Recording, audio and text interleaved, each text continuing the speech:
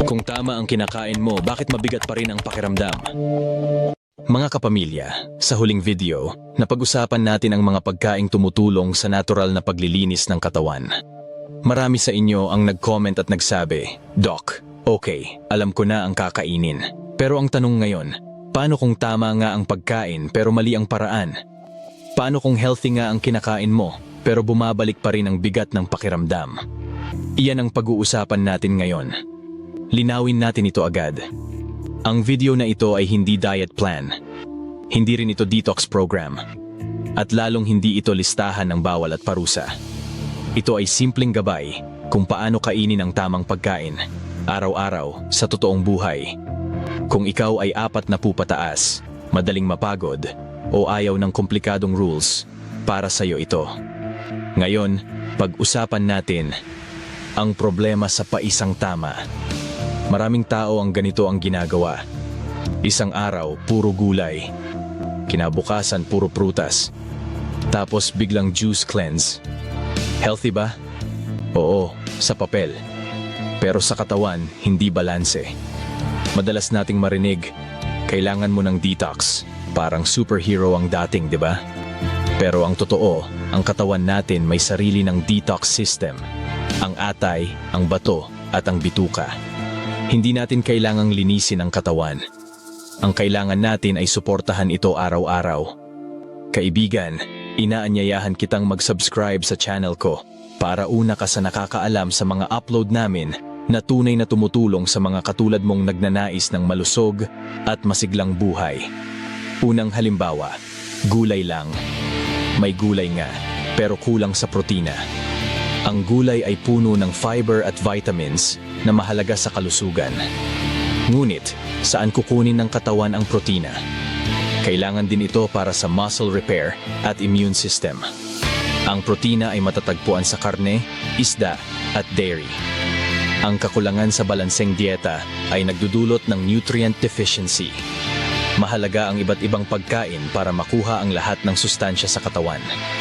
Pangalawang, halimbawa, prutas lang. May prutas nga, pero puro asukal na pala. Hindi masama ang prutas. Pero kapag puro prutas o juice, tumataas ang sugar intake na maaaring magdulot ng iba't ibang health issues sa katawan. Mahalaga ang tamang balanse sa pagkain ng prutas, kasabay ng iba pang masusustansyang pagkain upang mapanatili ang malusog na pamumuhay. Sa halip na uminom ng matatamis na juice, mas mainam na kumain ng sariwang prutas na mayaman sa fiber na nakatutulong din sa pag-regulate ng asukal sa dugo. Pangatlong, halimbawa, isda nga. Pero mali ang luto. May isda nga, pero laging deep fried. Healthy ang isda. Pero kapag laging piniprito, nawawala ang benepisyo. Ang mga benepisyo ng isda ay nagmumula sa mga nutrient na taglay nito, tulad ng omega-3 fatty acids na mahalaga para sa kalusugan ng puso at utak. Sa kabila ng masarap na lasa ng piniritong isda, ang mataas na temperatura ng pagprito ay maaaring makapinsala sa mga nutrients at magdagdag ng labis na taba at calories. Mga ka-GK, kung nagustuhan mo ang video, i-type ang isa at lagay mo na rin kung saan ka nanonood. Tuloy tayo. Sa makatuwid, mas mainam na magluto ng isda sa pamamagitan ng pag-grill, steaming, o baking upang mapanatili ang mga benepisyo nito at masiguro na ito ay isang malusog na bahagi ng ating dieta. Ang katawan natin hindi kailangan ng perpektong pagkain. Ang kailangan nito ay tamang kombinasyon. Kapag balanse ang kinakain mo, mas gumagaan ang pakiramdam at mas gumagana ang natural na linis ng katawan. Ngayon, pag-usapan natin ang pinaka-importante. Hindi ito listahan ng bawal. Hindi rin ito diet plan. Ito ay 3 simpleng gabay na pwede mong sundan araw-araw. Kahit busy ka, kahit may edad na, kahit ayaw mo ng komplikado. Tawagin natin itong 3 haligi ng araw-araw na kain. Una, tubig muna bago kumain. Unang haligi, tubig muna bago pagkain. Hindi kailangan litro-litrong inumin. 1 baso lang, sapat na. Bakit ito mahalaga? Kapag kulang ka sa tubig, nahihirapan ang atay at bato na maglinis ng katawan. Ang tubig ay isang mahalagang sangkap sa ating metabolismo. At kapag hindi tayo sapat na hydrated, nagiging mahirap para sa ating mga organo na epektibong alisin ang mga toxins at waste products mula sa ating sistema. Bukod dito, ang kakulangan sa tubig ay nagiging sanhi ng pagbuo ng mga bato sa bato at iba pang mga komplikasyon sa kalusugan. Upang mapanatili ang wastong paggana ng ating mga organo at maiwasan ang mga posibleng sakit, kinakailangan ng sapat na pag-inom ng tubig araw-araw. Minsan akala natin gutom, uhaw lang pala. At kapag uhaw ka, mas madaling mapadami ang kain at mas mabagal ang digestion. Kaya tandaan mo ito, tubig muna bago kain. Pangalawa, may protina sa bawat kain. Pangalawang haligi, bawat kain may protina. Hindi kailangang marami. Hindi kailangang mahal. Ang mahalaga, meron. Itlog, isda, tokwa, at munggo ang ilan sa mga pagkaing mayaman sa protina. Ang protina ang tumutulong sa pag-repair ng ating katawan at nag-aambag sa pangkalahatang kalusugan. Kung puro kanin at gulay lang ang kinakain, mabilis kang manghihina at maaaring magresulta ito sa kakulangan sa nutrisyon. At kapag mahina ang katawan, mas nahihirapan itong maglinis at mag-recover mula sa mga karamdaman. Kaya kahit konti lang, isama mo ang protina sa iyong mga pagkain. Mga kapamilya, sandali lang. Hindi mo kailangang baguhin ang lahat. Kahit isa lang dito ang simulan mo, may epekto na iyon. Pangatlo, gulay o fiber araw-araw. Pangatlong haligi, gulay o fiber araw-araw. Hindi kailangang malaking plato. Hindi kailangang laging salad. Ang mahalaga, may dumadaan na fiber sa bituka araw-araw upang mapanatili ang maayos na daloy ng sistema ng pagtunaw. Ang fiber ang tumutulong maglabas ng waste mula sa katawan. Kung walang fiber, parang nagwawalis ka na walang dustpan. Kaya't nahihirapan ang iyong katawan na alisin ang dumi. Kaya kahit kaunting gulay lang, kangkong, pechay, repolyo, malaking tulong na iyon sa pag-iwas sa constipation at pagpapabuti ng kalusugan ng bituka. Kapag pinagsama mo ang tatlong ito, tubig muna, may protina, at may fiber, hindi lang mas gumagaan ang pakiramdam, kundi mas nagiging consistent ang digestion, mas stable ang energy, at mas nagiging maayos ang natural na linis ng katawan. Hindi ito dahil sa detox, kundi dahil tinutulungan mo ang katawan na gawin ang trabaho nito. Ngayon na alam mo na ang tatlong haligi, ang tanong naman ay, paano ito isasama sa almusal, tanghalian, at hapunan? Iyan ang pag-usapan natin sa susunod, upang matulungan kang mas maunawaan ang proseso ng tamang nutrisyon at kung paano ito magagamit sa araw-araw na pagkain na magbibigay sa iyo ng mas mabuting kalusugan at mas malambulot na pakiramdam. Ngayon, gawin na nating practical. Marami ang nagtatanong, Doc, okay, alam ko na ang prinsipyo, pero ano ba ang kakainin ko sa totoong buhay? Pag-usapan natin yan. Almusal, tanghalian, at hapunan. Walang komplikado. Walang bawal lahat. May gabay lang. Unahin natin ang almusal. Ang almusal ay hindi dapat sobrang tamis. Kapag matamis agad ang simula ng araw, mabilis ding babagsak ang energy sa kalagitnaan ng umaga. Mas mabuting pumili ng almusal na may protina at kaunting fiber. Halimbawa, itlog, gulay, o kaunting kamote. Kung kape ang iniinom mo, huwag gawing dessert. Mas mabuting lunukin ito ng walang labis na asukal. Hindi kailangan ng maraming asukal para magising ang katawan at magbigay ng sapat na enerhiya. Ang goal sa umaga ay simple. Steady na lakas. Hindi biglang sigla, tapos biglang pagod. Sa ganitong paraan, mas magiging produktibo ka sa iyong mga gawain sa buong araw. Mga kapamilya, tandaan ito. Hindi kailangang perpekto ang almusal. Mas mahalaga na hindi ito nakasasama. Sa tanghalian naman, dito madalas tayo nalilito. Unahin natin ito. Ang kanin ay hindi kaaway. Ang kaaway ay ang sobra. Mas mahalaga kung ano ang kasama ng kanin. Kung may kanin, dapat may protina at gulay. Halimbawa, isda, manok, tokwa, kahit alin dyan. Hindi kailangang malaking plato. Importante ay ang tamang kombinasyon. Ito ang tinatawag kong pinggang Pinoy, pero hindi rigid. May espasyo para sa kasiyahan, ngunit may respeto pa rin sa katawan.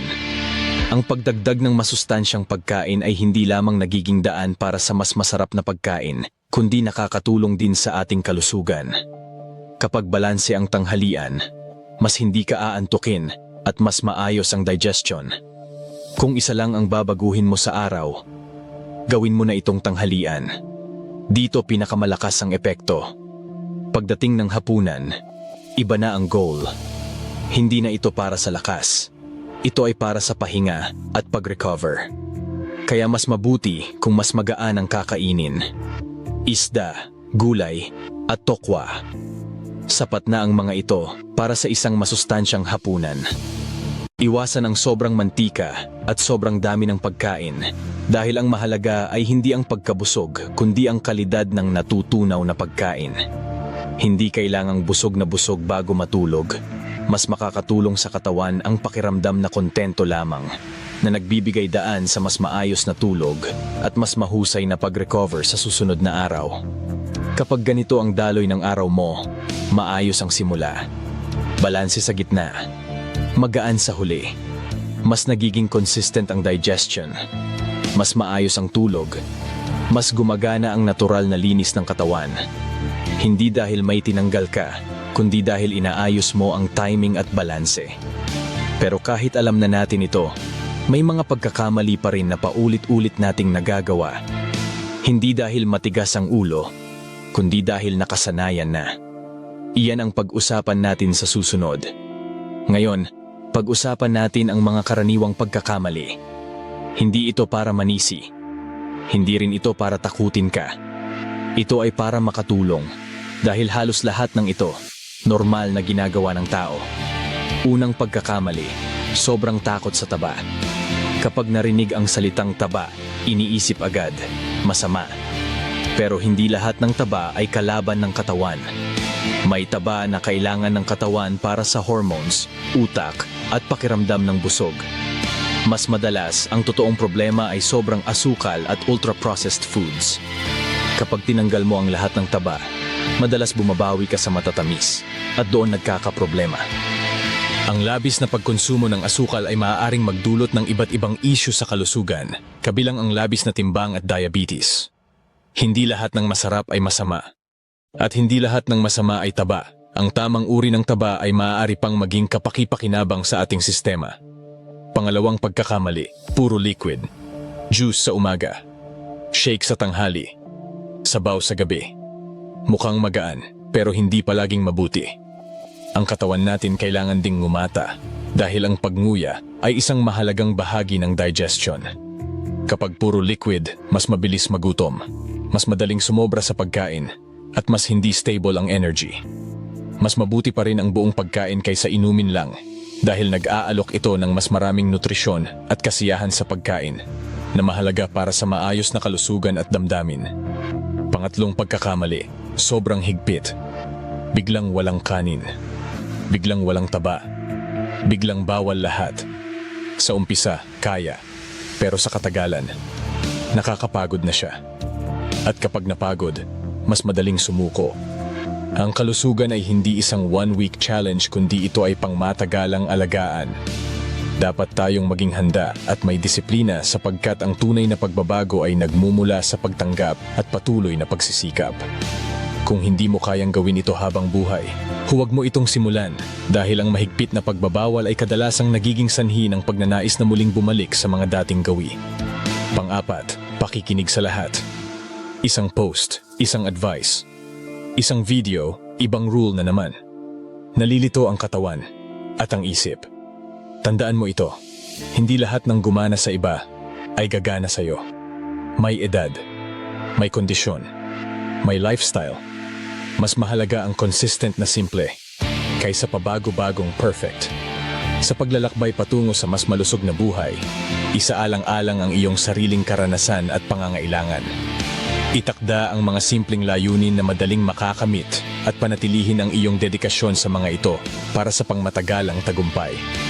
Mga kapamilya, ang layunin ay hindi perpekto. Ang layunin ay sustainable na kalusugan. Hindi mo kailangang ayusin ang lahat ngayon.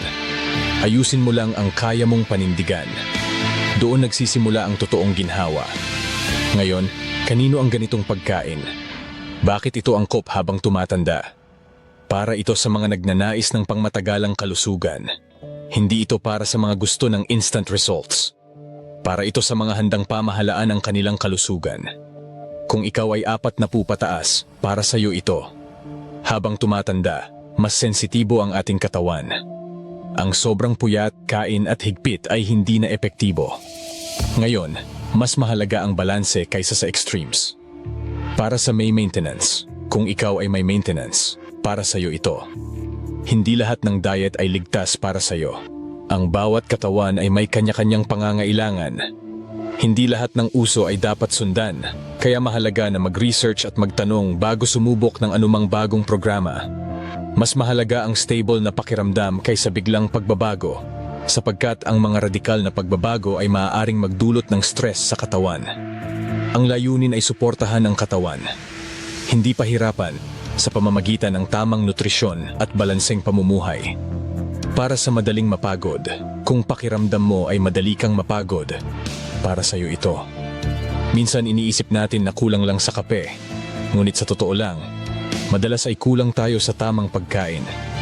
Kapag maayos ang balanse ng ating nutrisyon, mas nagiging steady ang lakas. Hindi biglaan, kundi unti-unting tumatagal sa buong araw. Ang pagkaing mayaman sa sustansya tulad ng prutas, gulay at mga whole grains ay makakatulong upang mapanatili ang ating enerhiya at kalusugan na nagbibigay sa atin ng kakayahang harapin ang mga hamon ng araw-araw na buhay. Para sa ayaw ng komplikado, kung ayaw mo ng komplikadong rules, para sa iyo ito. Walang calorie counting, walang bawal, at walang guilt trip. May gabay lang na pwede mong sundan kahit busy ka. Ito ang kalusugan na may puwang para sa totoong buhay at sa mga ordinaryong araw. Mga kapamilya, hindi mo kailangang baguhin ang sarili mo para maging healthy. Kailangan mo lang alagaan ang katawan na dala mo araw-araw. Ang kalusugan ay hindi competition at hindi ito paramihan ng sakripisyo. Ito ay pangmatagalang relasyon sa sarili mong katawan na nag-uugat sa pagpapahalaga at pangunawa. At tulad ng anumang relasyon, mas tumatagal kapag may respeto, pasensya at consistency. Huwag kalimutang makinig sa katawan mo at bigyan ito ng pagmamahal na nararapat dito. Ngayon na alam mo na kung para kanino ito, ang tanong na lang ay, alin ang unang hakbang na kaya mong simulan ngayon? Iyan ang iiwan kong tanong sa'yo. Mga kapamilya, kung may isang bagay na gusto kong iwan sa'yo ngayon, ito iyon. Hindi mo kailangang baguhin ang buong buhay mo sa loob ng isang linggo. Hindi mo kailangang sundan ang lahat ng uso. Ang kailangan mo lang ay isang desisyong kaya mong ulitin bukas. At sa susunod na linggo, kahit isang basong tubig muna, kahit isang mas maayos na almusal, kahit isang balanced na tanghalian, maliit man ang simula, malaki ang epekto kapag consistent. Ngayon, gusto kong tanungin ka, sa lahat ng napag-usapan natin, alin ang pinakakaya mong simulan ngayon? Tubig muna? Mas maayos na almusal? O mas magaan na hapunan? I-comment mo sa baba, hindi para husgahan, kundi para magsimula. At bago ka umalis, gusto kitang paalalahanan. May mga pagkain pa rin na kahit mukhang healthy, ay pwedeng makasira kapag nasobrahan. Iyan ang pag-uusapan natin sa susunod na video. Panoorin mo iyon pagkatapos nito para mas buo ang kaalaman mo. Salamat sa oras mo. Salamat sa pakikinig at sa pag-aalaga sa sarili mong katawan. Hanggang sa susunod, alagaan natin ang kalusugan, hindi dahil uso kundi dahil mahalaga.